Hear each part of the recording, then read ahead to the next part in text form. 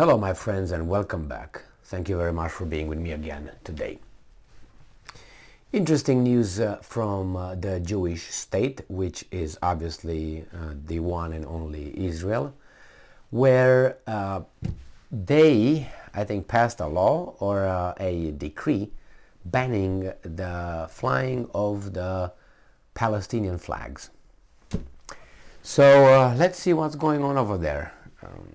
Israel is attacked as being right-wing at this point, the party having some a coalition of I think 4 or 5 parties, 4 I think, and there are some extreme right supposedly parties over there.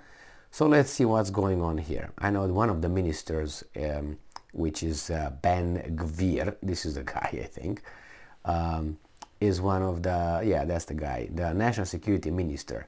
That's the bad dude. No, I don't know if he's a bad dude or not.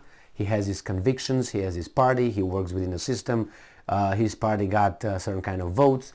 He helped Netanyahu form the government, the coalition, so work within the system. Like for instance, you have Biden and Kamala, anyway, what are they going to do about it? I mean, people, voted and that's it. Let them work, correct? It depends who wins, right?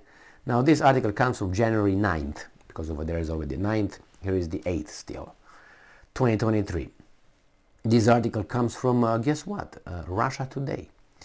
And this is the title, Israel bans Palestinian flags. West Jerusalem's new national security chief has ordered the removal of terror flags from public places. Now, terror flags are in quotation marks. Israeli National Security Minister Itamar Ben-Gvir has reportedly banned the flying of Palestinian flags, claiming that they, and I'm quoting, encourage terrorism and should no longer be allowed in public places. Now, it's kind of strange that this is a security minister, so he's an appointed guy. He's not a elected guy. He just willy-nilly makes this kind of infringement of other people's freedoms and liberties just because he calls it, terrorist flags. Now I think that should be probably put to a vote or a referendum if you really want to do it. But hey, that's their country. They can do and deal however they want to deal with this kind of issues. But I think an unelected official bureaucrat should not be, in this case, should not have this much power to do that in the name of national security or that, because he can call you a national security threat or me or whomever, and then they can ban us or ask her or grab us for some little talk somewhere in a dungeon of Lubyanka. If you know what Lubyanka is, yeah, Lubyanka used to be the KGB building, I think it's still called right now, I don't know, in Moscow, and KDV I think it was first, and then it became KGB. So yeah, when I talk, Lubyanka had in the basement arrest rooms, jail, and they had all kind of rooms that they will getting information out of you, they were killing people over there and so on. There's a lot of books that you can read about it, and there's a lot of information, so I don't make shit up. All right, and I'm quoting, "It is inconceivable that lawbreakers will wave terror flags, incite and encourage terrorism," end quote, Ben-Gvir said on Sunday night in a statement cited by the Jerusalem Post. And I'm quoting, "I have issued instructions for the removal of the flags, which support terrorism from the public space and to stop incitement against the state of Israel," end quote. The nationalist, see how these guys attach certain kind of words, trigger words, so you can immediately, nationalist, but for some people nationalist is a good thing, so I don't know. The nationalist security chief, who already stirred controversy shortly after taking office by visiting the Temple Mount compound last week, dismissed concern that his flag order will infringe on civil liberties, arguing that freedom of expression, and I'm quoting, does not extend to identifying with a terrorist. Well, who determined that? You. Well, I don't give you that power. You should not have that power. Let's put it this way. You're an unelected official. So if we talk about a democratic system, blah, blah, blah, Jerusalem and Israel, the most democratic, the only ally, blah, blah, blah, then I don't think you should have that power for the reasons I just mentioned 38 seconds ago. Because then you can decree that, just you. Even if it's work through the democratic system, not like this. You say, well, what do you want? You want them to wait so long? Well, once they attack your neighbor, they can attack you as well. I'm going to tell you how the secret police in Soviet Union did, because people like you and I and others kept quiet. When some other citizens' rights were infringed, they were taken to Lubyanka, some of them just straight to the gulags, and you would not say anything. Why? Because you were afraid. Anyway, we were afraid, not you. That's the way we are. All right, so, and it says, does not extend to identifying with a terrorist and those who seek to harm Israeli soldiers. Now, and I'm quoting again, we will fight terrorism and the encouragement of terrorism with all our might, ! End of quote, he added in a tweet. Ben Gvir directed Israel's police commissioner, Kobi Shabtai, to order officers to remove Palestinian flags. Under Israeli law, the flying of Palestinian flags isn't illegal, but military and law enforcement authorities have the power to remove them in cases where they're deemed to be a threat to public order. There you have it. They have the policy and the law in the books. So bye-bye. It's all legal. What do you want? Now, can you argue with this?